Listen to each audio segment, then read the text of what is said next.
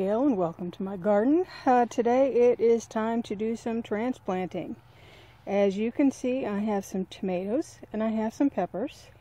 And some of these have been grown under grow lights indoors and some have been grown under just south-facing windows.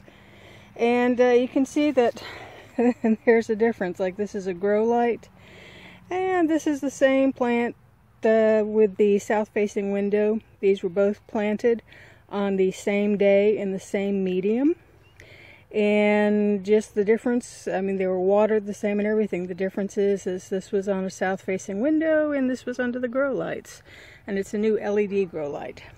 Same thing for the tomatoes. And yeah, these guys really need, I mean, they're getting really tall, so they need to be repotted.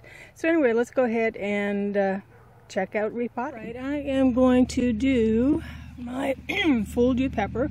Now this is a pepper that is a jalapeno, but it doesn't really have any heat to it, and my husband can't take the heat. Stay out of the kitchen. So I grow these mainly for him, but you know, these are great because they have that great jalapeno taste. So if you're sensitive at all to heat and like spice, this may be something you want to check out. But let's go ahead and do this one first. What I've done is I've made up a mixture of about 30 to 35% vermiculite. I also added about another 30% or so of the coconut coir, and you can see that as you see any little, you know, things like that, you have to do that to them. And then I use some nice compost. So let us go ahead and undo this guy and see what he looks like. So just gently squeezing because I don't want it to fall out too much. There we go, and you can see he's got some nice roots, so this will be really good. Just to prevent from being too messy, I'm going to get a little bit of the dirt away from the plant. This is what it was grown in. It was grown in a combination of seed starting mixture and, let me see, I probably add a little compost to it. Well, that's about enough, I think, for this guy. And what I'm going to do is kind of place him in here, put him down a little bit, because what I want to do is I want to be able to get some more dirt or soil around him. So, potting medium. Now, I'm not going to plant him out in the regular garden too soon, because he's been inside under the grow lights and I do not want to shock him too much. So he is going to stay outside in my shade house, my new shade house, and he's going to live here for, I don't know, a week or two before I go ahead and think about replanting him in the garden proper. Or I might just leave him in the shade house and let him grow during the summer in Florida in the shade house. So, let's see. Probably could have planted him a little bit deeper. Feeling kind of sorry for this guy because he needed a taller pot.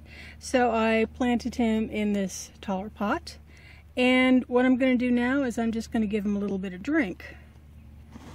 So I've just got some water, and it's really kind of our tap water, aka well water.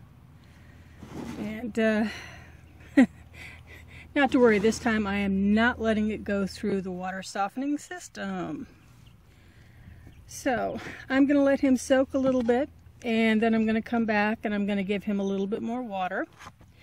But that's basically it for repotting. I will go ahead and repot the others and show you what they look like. So I wanted to show you real quick the root system for the one that I grew in the south-facing window. Yeah, not much of one it was there. Now this is going to be a little on the tricky side because, as you can see, at least as I hope you can see, there's a lot of roots growing out of this. Now I planted it in a little peat pot, and I think I have a video of how I planted these, and I'm going to have to be very careful. And you can see I've got two of them in here. So I've got to be very careful to try and get them out safely. I'm going to lose some roots. I mean, there's no two ways about that. But it looks like I'm not going to lose a ton of them. And so what I'm going to do is I'm going to break these apart very gently. So, like so. But before I finish like so. But before I finish breaking these apart, I want to go ahead and get their individual pots ready so that I can just plunk them in without leaving them sit in the air too long. So here I go breaking them apart. And as you can see, they don't want to necessarily break apart very easily. I'm trying to go ahead and not mess up the roots. But you know what I'm going to do? I'm going to leave these two plants as is. I'm going to run an experiment. I'm going to let two plants grow next to each other and see if they do any better or any worse than a single plant grown in a single pot. We'll see. Okay, so we are going to be replanting tomatoes, and I am going to be doing my Rapunzel hybrid. Whoops. Rapunzel hybrid. Now I grew these from seeds, and again this one was done under grow lights and this one was in a south facing window, and we can see that grow lights are the clear winner for this. Now I'm going to put them both in 1 gallon pots, or actually I think they're 2 gallon pots. So and then they'll live out here in the shade house for 2-3 weeks before I put them out in the garden. So anyway, let's go, and I'm going to go ahead and repot this guy first. Now when it comes to tomatoes, what you really want to do is you want to go ahead and remove these tiny leaves, so these little guys.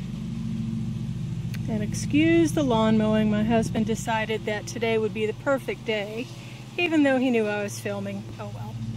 So I'm removing those, and I'm also going to remove this particular leaf.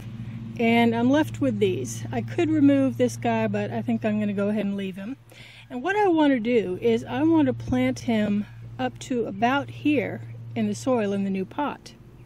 So what's going to happen is all along here, tomatoes have the ability to grow new roots. So I'm going to let him grow new roots along this area.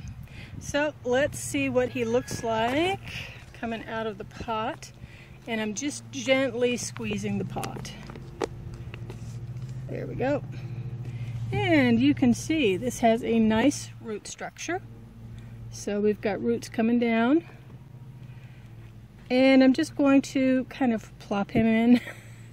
I'm not the most gentle person when it comes to plopping tomatoes. Tomatoes in the containers, but what the heck. And FYI, what I'm doing as far as my potting mixture, I have about 1/3 of coconut coir, 1/3 of vermiculite, and 1/3 of compost. And when you see these like little things, this is the coconut coir, just go ahead and, you know, break them up like that. Because you want this to be as light and as airy as possible. So I will go ahead and finish this guy, and then we'll take a look at the root system for the other guy. Okay, this guy is really, really leggy, so I'm going to really pot him as deep as I can. And what I did is when I put the mixture in this pot, I put it, I put less at the bottom than I did on this other guy. The reason being is he's leggier, so I want him to go down deeper. So let's see what he looks like. I guess not much of a root system. So we didn't see the nice stuff like we did on the other one. So let me go ahead and put him in. I'm going to try and put him in practically up to his neck. So let me go ahead and fill in the rest of the soil around him, and I'll be right back. Alright, here are the two tomatoes. I have Rapunzel here and Rapunzel here. Again, this is the one that was grown in south-facing window. This is under grow lights. And yeah, I mean, grow lights are clearly the winner, at least for me, you know. So I'm going to water them in, and the way I do that is I get some of my water, and if you have well water, you know what I'm talking about on this, but our well water is like super hard. I mean, that's just the way it is here in South Florida. And matter of fact, let me just show you this. I've got one of the TDS meters, total dissolved solids. Let's see if I can get this turned on. Okay, I think you can see that it reads 0. Put it in the water.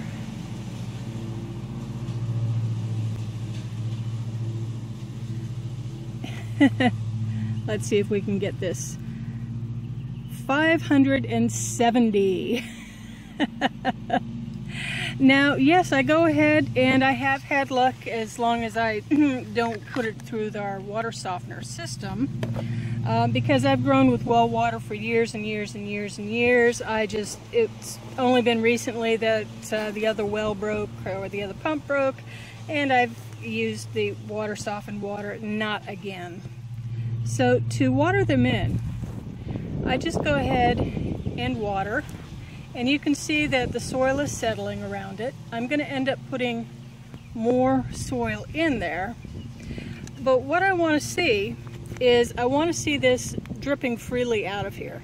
Now, obviously, I don't have enough water in there, and it'll take a bit because this is, you know, like I said, it's about a 2-gallon container. So more water.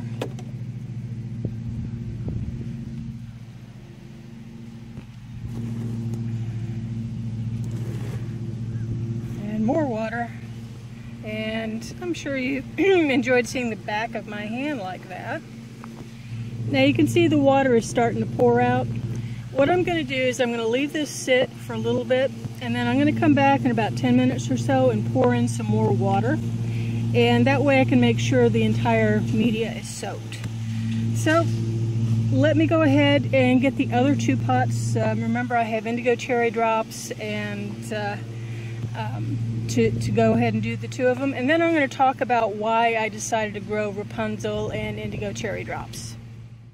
Okay, here are the 4 tomatoes, and this is after week. Sorry about that. Got kind of busy, but these are the 2 that were grown under the grow lights, and these were 2 that were grown under the windowsill. And you can see now I put them out here in the shade house in the same conditions. I got the same amount of water pretty much. You can see clearly that the grow light ones are doing a whole lot better.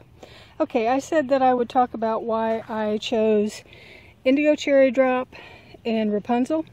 Rapunzel is a tomato that is supposed to get these huge, huge, huge trusses of cherry tomatoes. I mean, like 40 cherry tomatoes to a truss. So that is why I decided I wanted to try this one. And with indigo cherry drops, this one is one with the, well, basically it's purple, and I am going to butcher this, but erythrocyasin, I know I said that wrong. Anyway, it has the purple stuff in it. So these are cherry tomatoes with some of the purple, which is supposed to be very antioxidant and all that good sort of stuff. But anyway, here are the tomatoes from last week's potting. Alright, and here are the 3/4 of the Fooled You peppers that I potted up last week. As you can tell, this is the one that was done under the grow lights. This was under the windowsill. And this is actually 2 in this pot. Remember, these were the 2 that I decided to go ahead and plant together to see what would happen. So that's it for this week. I hope you've enjoyed this, and catch you later. Bye.